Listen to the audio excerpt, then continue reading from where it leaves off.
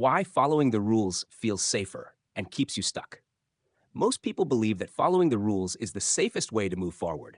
You do what is expected. You avoid mistakes. You stay within boundaries. And for a long time, this works. Not because it creates growth, but because it creates stability. That distinction is subtle, and most people don't notice it until something starts to feel off. You can feel it in everyday life. You follow the process at work. You meet expectations. You avoid unnecessary risks. Nothing goes wrong, but nothing really changes either. This creates a strange emotional state. You are not unhappy, but you are not moving. Rules feel safe because they reduce uncertainty.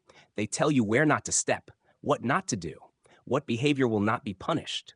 But rules rarely tell you where growth actually happens. They are designed to preserve order, not to create movement.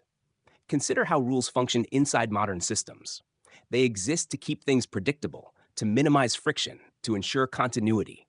When you follow rules perfectly, you signal alignment. You show that you fit. Systems reward that with stability, not expansion. This is where many people get confused. They assume safety and progress are linked, that if something feels secure, it must also be constructive. But safety and progress operate on different logics. Safety reduces variability. Progress requires it. Rules compress behavior into acceptable ranges. They make outcomes more predictable. This is valuable for systems. It lowers risk. It maintains balance. But for individuals, this often creates a ceiling.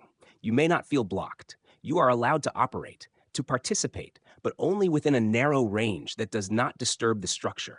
This is why following the rules often feels like doing the right thing, while quietly producing stagnation. People sense this tension but struggle to articulate it. They feel grateful for stability, yet restless inside it. They think the solution is patience, or more discipline, or waiting for recognition. But recognition rarely comes from rule compliance alone. Systems do not reward rule followers with transformation. They reward them with trust. And trust, in this context, means predictability. Predictable behavior makes systems efficient, but efficiency does not equal growth. This is why many people become very good at maintaining systems without ever changing their position within them.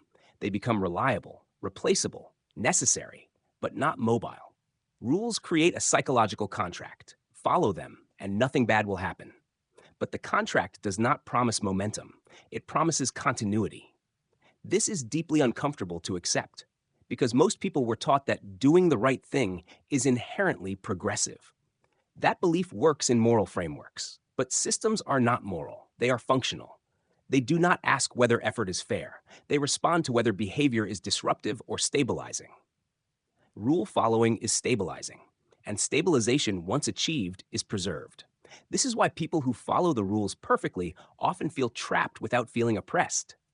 There is no force holding them back, only structure holding them in place.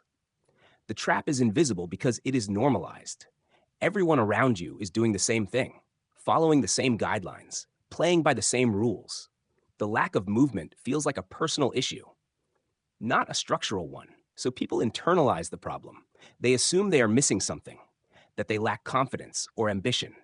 But what they are missing is not effort or motivation. It is an understanding of how systems distinguish between safety and progress. Rules are not pathways, they are boundaries. They define what is acceptable, not what is possible.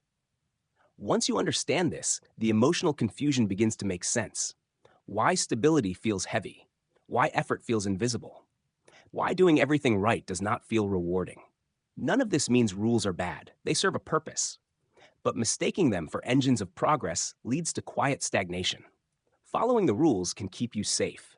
But safety by itself does not create movement. This is not an invitation to break rules or reject structure. It is a clarification. Rules protect systems. They do not advance individuals. Understanding that difference changes how you interpret your own experience. It removes the sense that something is wrong with you and replaces it with a clearer picture of what you are actually responding to. If this perspective helped you name something you have been feeling but couldn't explain, you can share your thoughts below. There is another conversation that follows naturally from this one about the real cost of stability and why it is rarely talked about.